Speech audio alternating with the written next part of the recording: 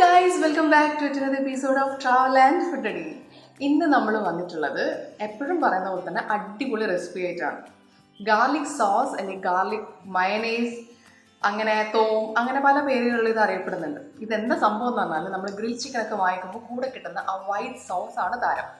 അപ്പോൾ ഇതെങ്ങനെയാണ് ഉണ്ടാക്കുന്നത് കണ്ടിട്ട് ബാ. നമുക്കിതിന് ഗാർലിക് ആവശ്യമുണ്ട്, മുട്ട വേണം, ചെറുതാരണം, ഇതൊക്കെയാണ് നമുക്ക് ആവശ്യമായിട്ടുള്ളത്. മുട്ട മുഴുവനായിട്ട് വേണ്ട, മുട്ടയുടെ വെള്ളം മാത്രമാണ് ആവശ്യം. നമുക്കിങ്ങനെ വെള്ളം സെപ്പറേറ്റ് ചെയ്ത് എടുക്കാം. ഇങ്ങനെ ആക്കി കഴിഞ്ഞാൽ നമുക്ക് മുട്ടയുടെ വെള്ളം മാത്രം കിട്ടും. അങ്ങനെ വെള്ളം മാത്രം എടുക്കുക.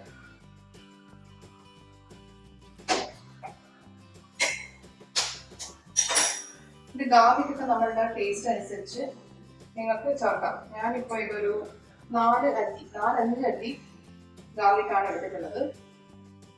നിങ്ങൾക്ക് ഗാർലിക്കിന്റെ ടേസ്റ്റ് ഇഷ്ടമല്ലാന്നുണ്ടെങ്കിൽ കുറച്ച് ഒരു 2 അല്ലിയൊക്കെ ഇട്ടാലും മതി. ഇങ്ങനെ സെപ്പറേറ്റ് ചെയ്ത് എടുത്തിട്ടുണ്ട്. പിന്നെ നമുക്ക് ഗാർലിക് അല്ലേ മതിയോ?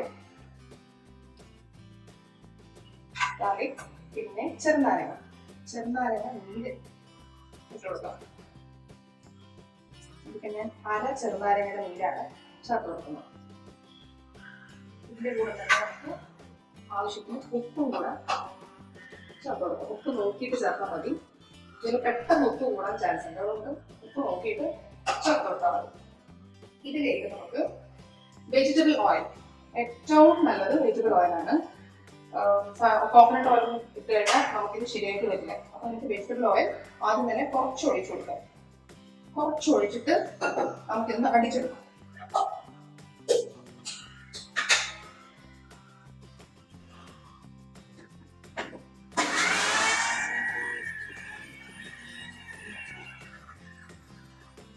ഒരു 10 സെക്കൻഡ് അടിച്ചിട്ടുണ്ട്. എനിക്ക് ഒന്ന് നോക്കിയിട്ട് ബാക്കി അടിച്ചെടുക്കാം. അപ്പൊ നല്ലൊരു പാല് പോലെയാവും. ഈ ഒരു സ്റ്റേജിൽ നമുക്ക് അടുത്ത ഓയിൽ കുറച്ചുകൂടെ ഒഴിച്ചു കൊടുക്കാം. ഇങ്ങനെ കുറച്ചുകൂടെ ഒഴിച്ചു കൊടുത്തിട്ട് പിന്നെ ഇതേപോലെ അടിച്ചെടുക്കണം. ഒറ്റയടിക്ക് ഓയിൽ ഒഴിച്ച് നമുക്ക് ഒരുമിച്ച് അടിച്ചെടുക്കാൻ പാടില്ല.